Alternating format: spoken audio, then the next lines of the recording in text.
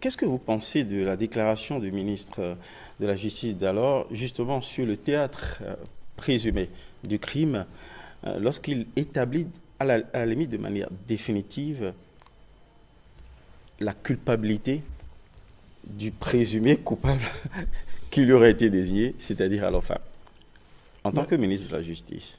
Merci, monsieur le journaliste. Je crois que cela vous a fait sourire. Et en même temps que ça interpelle. Et personne ne lui dénie le droit de parler. Mais ces propos doivent être circoncis. Et celui qui peut parler, ce n'est pas lui, comme je l'ai dit tantôt, mais vous venez de dire, il a tout fait de parler. C'est comme si le résultat était déjà connu, orienté, indexé, alors qu'il n'y a eu qu'un acte. Il n'y a eu qu'un acte. Mieux, la scène de l'exhumation, apparemment, si vous revoyez les images, il y a eu du monde. Qu'est-ce qu'on a préservé comme trace? La police technique scientifique, si elle devait intervenir, il y avait du monde là. Qu'il vous souvienne que la presse avait été interdite d'accès.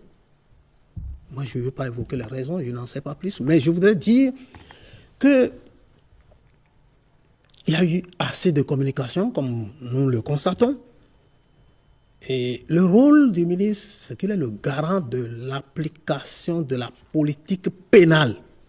Mais il ne peut pas déjà, c'est péremptoire, que d'affirmer tel, nous sommes sur la piste, comme s'il était... Avant le procès, en fait. Comme s'il était officier de police judiciaire. Avant le procès. Les acteurs sont connus lorsque il y a une infraction, un crime qui se commet et que l'officier de police judiciaire se déplace, fait le transport sur les lieux et que le procureur de la République arrive.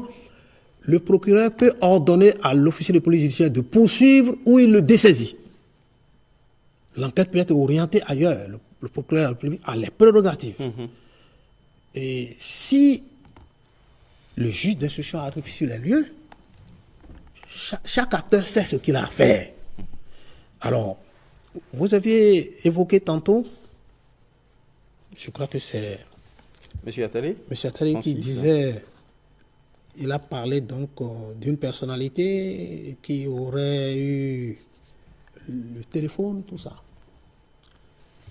S'il vous plaît, monsieur le journaliste. Une personnalité, soyons précis, il s'agit de l'ancien chef de la garde présidentielle, le colonel Kouma Segbo.